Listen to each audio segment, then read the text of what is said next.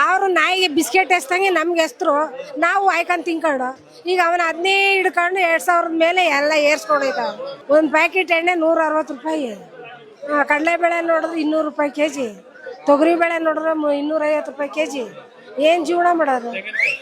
ಅದು ಹಾಲೊಂದು ಆಗೋಯ್ತು, ಪೆಟ್ರೋಲ್ ಆಗೋಯ್ತು, ಎಲ್ಲ ನಮ್ಮ ಮುಂಡ ಮೋಸ್ತಾನ ಬಾಯಲ್ಲಿ ಮಣ್ಣು ಹಾಕೋ.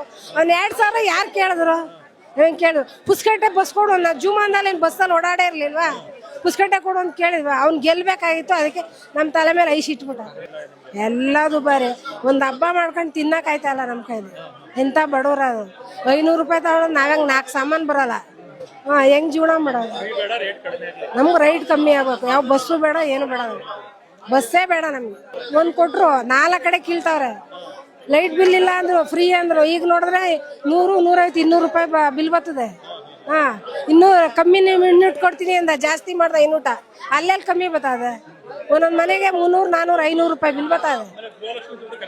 ಅದು ಬರ್ತದೆ. ಅಮಾಸ್ಗೊಂದಿನ ಉಣ್ಗೊಂದಿನ 3 ತಿಂಗಳು ಗ್ಯಾಪ್ ಆಗಿರುತ್ತೆ. 1 ತಿಂಗಳು ಹಾಕ್ತಾರೆ, 2 ತಿಂಗಳದಲ್ಲೇ ನಾಮ ಅತ್ತಾನೆ. ಏನು ಯಾವಾಗ ಬಂದ? ಅದು 1 ತಿಂಗಳು ಬರ್ತದೆ, 2 ತಿಂಗಳು ಬರೋಲ್ಲ, 3 ತಿಂಗಳು ಗ್ಯಾಪ್ ಉಳ್ಕೊತದೆ.